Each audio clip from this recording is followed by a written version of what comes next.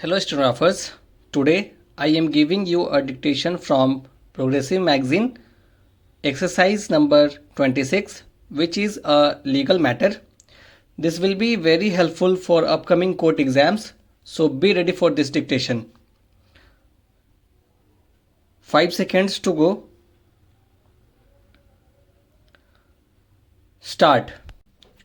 We deem it necessary and appropriate to briefly refer to the history of the law relating to works contracts.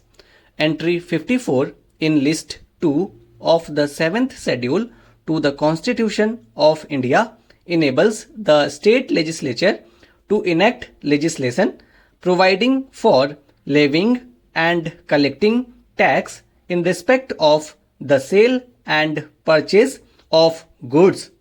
Article 286 of the Constitution prohibits the state legislatures from imposing tax on the sale or purchase of goods where such sale or purchase takes place outside the state or in the course of the imports of the goods into or export of the goods out of the territory of India.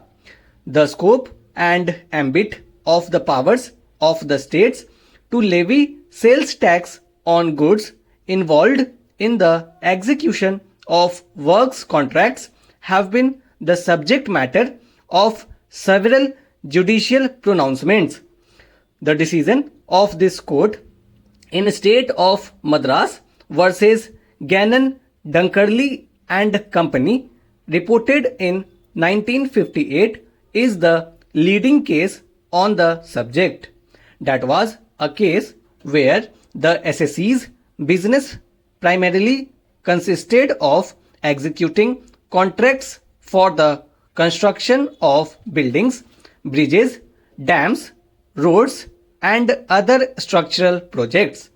During the relevant assessment year under consideration, sales tax was levied under the Madras General Sales Tax Act 1939 on the value of materials used by the SSE in execution of the works contracts.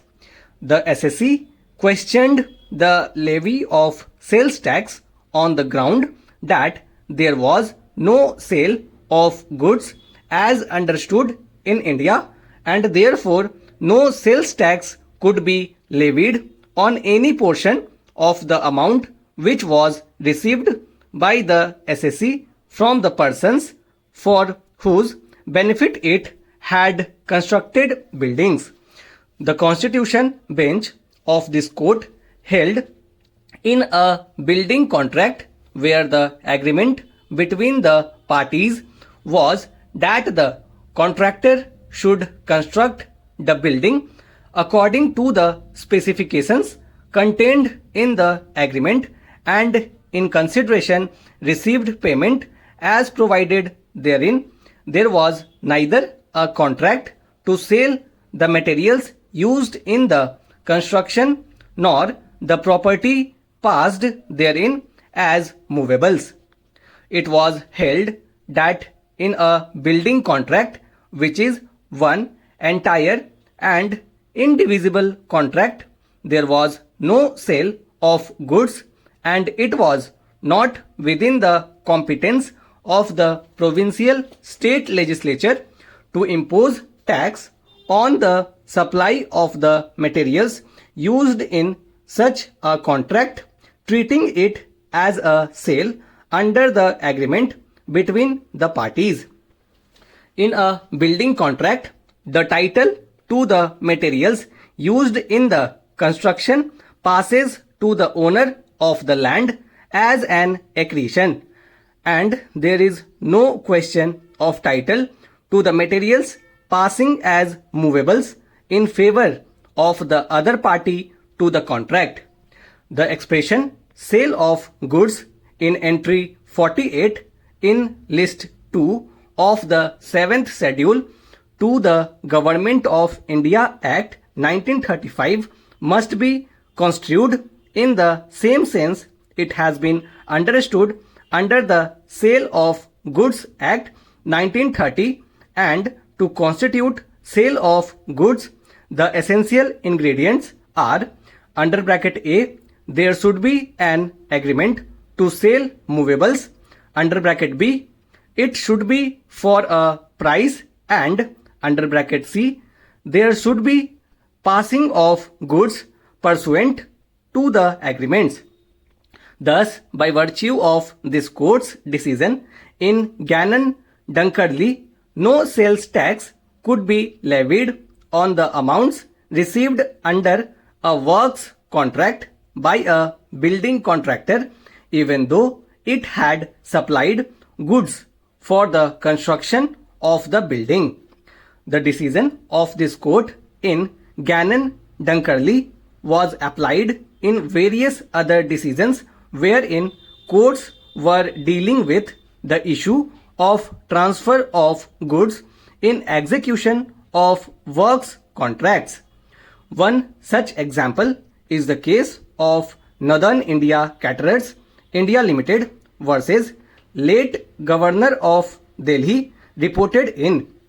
In this case, this court held that there was no sale when food and drink were supplied to guests residing in a hotel, and that the supply of meals was essentially in the nature of a service provided to the guests and could not be identified as a transaction of sale.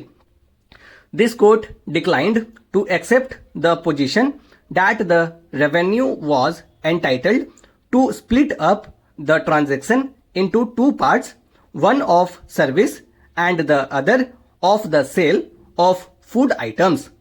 Accordingly, the proprietor of the restaurant, who provided many services in addition to the supply of food, was not liable to pay sales tax on the value of the goods supplied by him.